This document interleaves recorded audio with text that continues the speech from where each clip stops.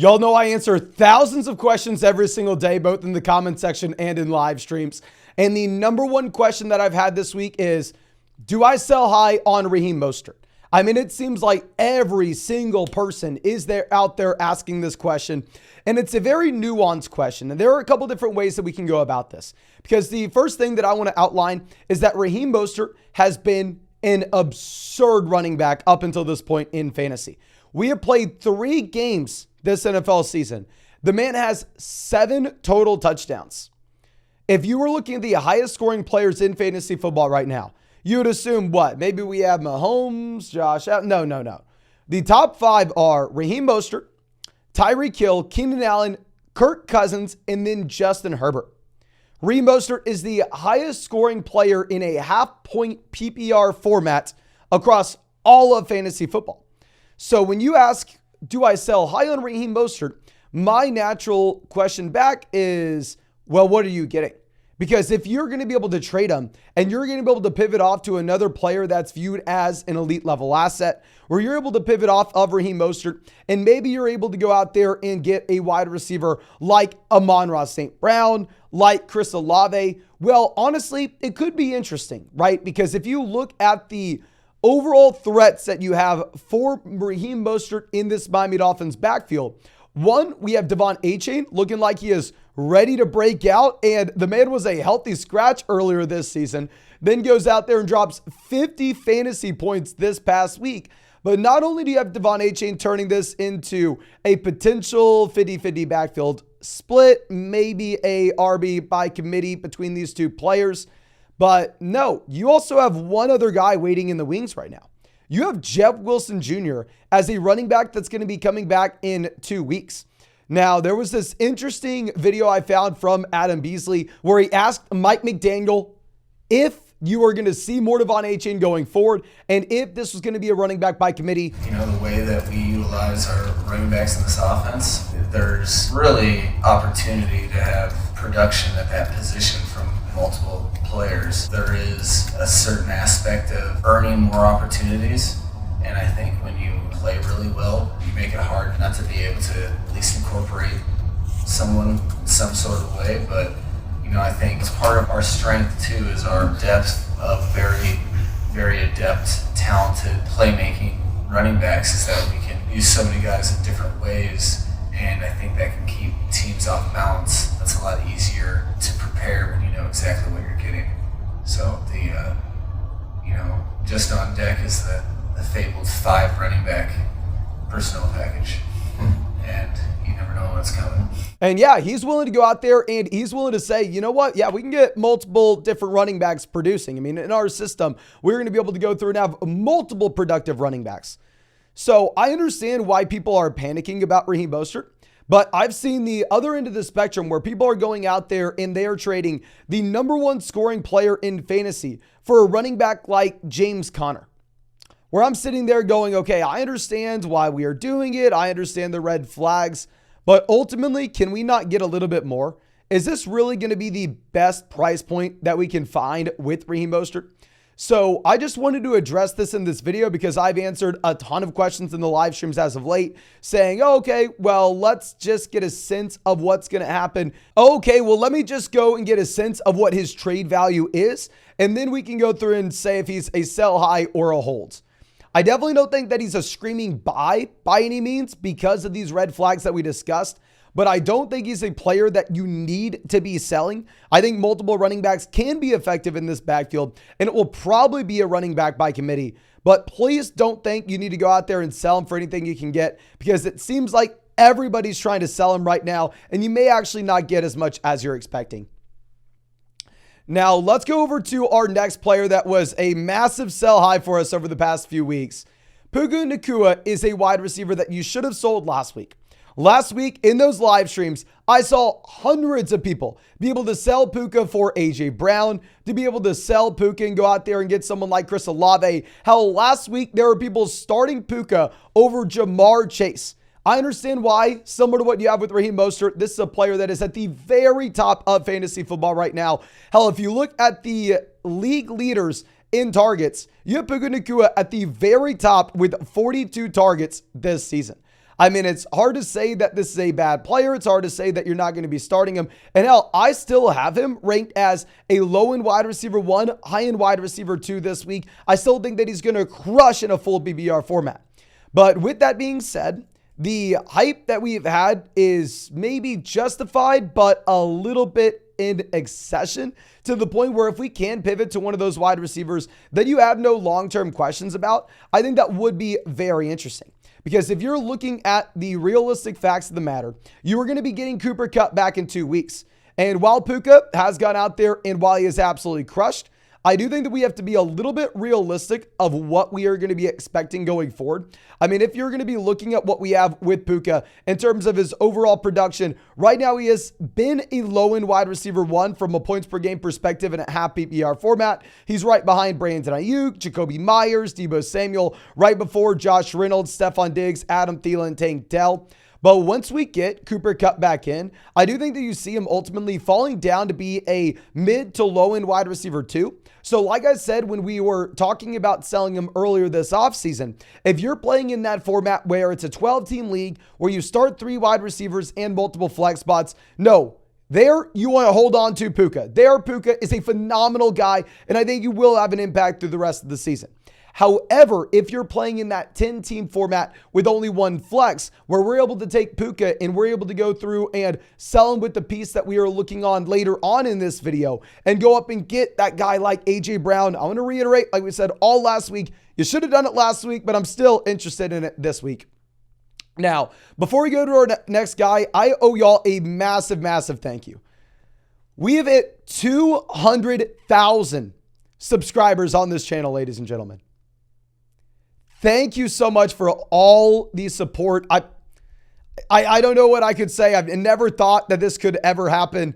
I really do appreciate you. I'm going to try to do the best I can the rest of the season. We're going to continue to live stream every single day until 2024. So thank you for everything.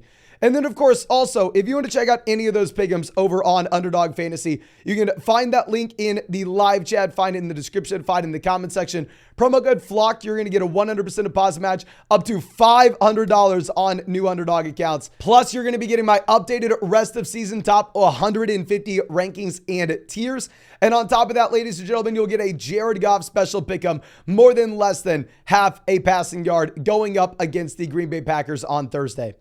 But let's go over to our next wide receiver, and Christian Kirk is not someone that I want you to sell right now. I want you to put this video in the vault. I want you to wait a week and then explore selling Christian Kirk going into week 5. The reason being is if you look at Christian Kirk, it's been the tale of 2 cities here with this season. You had the first part going up against the Indianapolis Colts, where the Jags dropped 31 points on Indy, and they go out there and win the game easily, while Christian Kirk gets you a whopping 3 targets, 1 reception, and 9 receiving yards. We also see with the usage here that Christian Kirk is utilized just as a slot wide receiver, where the wide receivers in 2 wide receiver sets are Zay Jones and Calvin Ridley. Now, to nobody's surprise, when you move one of those wide receivers out of this offense, aka Zay Jones, Christian Kirk then steps into being an every down player. Christian Kirk then steps into a much larger overall role where he's averaged 10 targets per game over the past 2 weeks with no Zay Jones in this offense.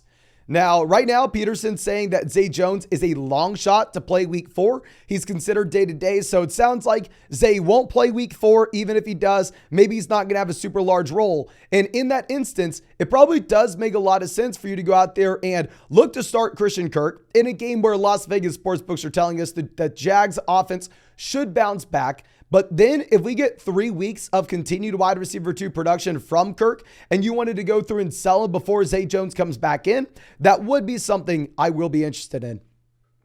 Now, going over to our next running back, James Conner has looked like one of the better running backs in the NFL so far this season. He's been getting every single touch out of his backfield. He's been effective. And hell, over the past 2 weeks, James Conner has scored 2 rushing touchdowns. Now, this was not necessarily something we were expecting, right? Because you looked at what Las Vegas sportsbooks told us about the Arizona Cardinals coming into this season. They were listing off the Cardinals as the worst team in the NFL. And over the past 2 weeks, they've dropped 28 points each week. The Cardinals offense has actually been pretty damn good. And James Conner's had over 200 rushing yards over the past 2 weeks. He's had multiple rushing touchdowns. And a lot of people are viewing James Conner now as a running back one rest of season.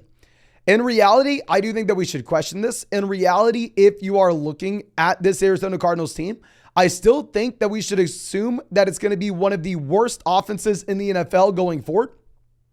Where if you look at updated win totals from Las Vegas sportsbooks, they're still telling us that the Cardinals are about 4.5 for their over-under. Now, keep in mind, looks like more people are going with the over now than they did before the season. It's definitely going to help when you go out there and beat the Dallas Cowboys. But I do think that the Cardinals come back down to earth. I think that this is still a bad team. James Conner not really getting involved a ton as a receiver. So I think it would be interesting to see what we can get in a full PPR format in particular. Now, going over to our next running back is going to be the same as the one after, really. Alexander Madison crushes this week, right? Alexander Madison was a must-start running back in a matchup where you had no Cam Akers, where it was supposed to be the highest scoring game of the week between the Los Angeles Chargers and Minnesota Vikings, and it almost lived up to expectations, if it wasn't for the Miami Dolphins game, of course. And in this contest, Alexander Madison continues to demonstrate an absurd workload. I mean, the man has 20 carries, he has 7 targets out of the backfield as well, and he looks a little bit better against a much easier defense, not the Philadelphia Eagles defense, right? Now, with this being said, we have to remember, Cam Akers was traded for on Wednesday for this team. And by no means am I saying, oh, guys, Alexander Madison's about to be a backup running back. Go through and sell him. It's the Cam Akers show. It's Cam Akers time. I'm not trying to tell you that. What I am trying to say is, okay, well, what does this backfield look like when Cam Akers steps in? Do they all of a sudden split this into a 65-35, 60-40, maybe even 50-50 backfield? And in that case, it doesn't even really matter if Alexander Madison's a running back going out there and seeing, say, 65% of this backfield, 60% of this backfield. What we have seen through Madison's career is if he is going to be an effective player in fantasy, what you need is 100%. You can't be sharing the backfield with someone else. Obviously, this coaching staff has ties to Cam Akers as well. I mean, it's not too big of a surprise that Akers wasn't active, that he wasn't really involved. I mean, I believe they traded for him on either Wednesday or Thursday this past week. But going into week 5, Cam Akers will most likely be involved. It will be some type of running back by committee. I'd be surprised if it was the only Alexander Madison show in town. So I'd probably go through and I'd probably look to just see what we could get for Madison. If someone's willing to buy him as a RB2, like if we can take Alexander Madison and maybe a wide receiver we'll talk about later on and go get a running back like Kyron Williams, 100%, let's go do that. Now, going over to our next back, kind of in a similar boat here. Jerome Ford was great. Jerome Ford's been great for 2 weeks now. Over the past 2 weeks, he's had 3 total touchdowns, but underlying this is a shark in the water in Kareem Hunt. Now, similar to what we were saying with Cam Akers in Minnesota, I'm not coming out here and saying, oh, guys, no, Kareem Hunt's going to be the starting running back. Kareem Hunt's going to take 80% of this backfield. Jerome Ford's going to go back to his usual role, and Kareem Hunt's going to be the new Nick Chubb. Nope. I'm not trying to say that, just like I'm not trying to say that Cam Akers is for sure going to start over Alexander Madison. Now, I do think anything can happen, but I think the most likely scenario is that Cam Akers is a running back that this next week doesn't see the majority of the backfield, but still does get 35 to 40% of said backfield. And the question is, in that circumstance, is Jerome Ford a running back that can go out there and provide you a real difference-making ability in fantasy football? Because if you're looking at Akers, he signed last Wednesday and he's playing on Sunday. We already had the report before the game saying that he was going to be on a snap count. That's why we went through and aggressively ranked Jerome Ford in fantasy last week. And with Jerome Ford, while he got there from a fantasy perspective, and while he did give you the nice, 16 points, ultimately he had 10 carries for 18 rushing yards. It was a tough matchup against the Tennessee Titans rush defense, but I don't necessarily think the 10 carries for 18 rushing yards all of a sudden dramatically changes how you view Jerome Ford and how you think he's the one-for-one replacement with Kareem Hunt going forward. If you could take Jerome Ford and another deeper wide receiver, such as Christian Kirk, and you could go out there and maybe get a running back in the Aaron Jones mold, I think that would make a lot of sense. And now going over to our next wide receiver, We actually had him as one of our favorite underdog pick'ems of the week. We were going more than 4 receptions for Mike Evans last week against the Philadelphia Eagles on Underdog. He had 5. Really happy for that. I'll say my favorite underdog pick'em of the week right now is actually going to be Drake London for fewer than 50 receiving yards, but nonetheless, we don't have to focus in on that. With Mike Evans, he's been crushing. Evans has had 3 receiving touchdowns so far through the first 3 weeks this season. I mean, this is an incredible mark if you look at what you've had from Baker Mayfield in this offense. Because while Baker definitely has been better than some people were expecting, ultimately Baker Mayfield has thrown 4 passing touchdowns. So you're telling me that Mike Evans right now is sitting at a 75% market share number for his touchdowns in Tampa. I think everybody should be in consensus that this should not be the expectation, that it's probably going to come back down to earth. I don't expect Mike Evans to be seeing 12, 14 touchdowns this season in what should be a bad Tampa Bay Buccaneers offense. And ultimately, if you're looking at Evans, the volume hasn't really been there in terms of his overall targets, where, I mean, Mike Evans and Chris Godwin have kind of been sitting in a similar range when it comes to their targets and their overall utilization this season. Now, I still definitely have Mike Evans ranked ahead of Chris Godwin, or if you look at our most recent rankings, I have Mike Evans this week against the Saints at 21, whereas we have Chris Godwin at 30. But I think an interesting trade is if you are a believer that you actually have Joe Burrow getting healthier as the season goes on, if you wanted to go through and potentially see if you could package together, say, Mike Evans, and honestly, you may not even have to do a package. You could send Mike Evans straight up for someone like T. Higgins. I think that would make a lot of sense. I think that in a lot of leagues, you could get that deal done, especially with how bad T. Higgins looked on Monday night. But like we said, that's if you were a believer that Joe Burrow will be healthier and will be better going forward. But I think that's all I have for you in this video. Of course, thank you so much for checking it out. If you have not done so already, go down there, hit that like button, subscribe to the channel. Thank you for everybody getting us to 200,000 subs. And then also, if you want to check out any of those pick'ems over on Underdog Fantasy, you can find that link in the comment section, find in the description. Promo code FLOCK, 100% deposit match up to $500 on Underdog, plus our rest of season fantasy football rankings, plus a Jared Goff special pick'em, more than less than half a passing yard against the Packers on Thursday night. And my favorite pick'em at the moment is going to be Drake London for fewer than 50 receiving yards on Sunday. But thank you again. I really do appreciate you. Really hope you have a great day, and really hope we get to see you out with the live stream later tonight.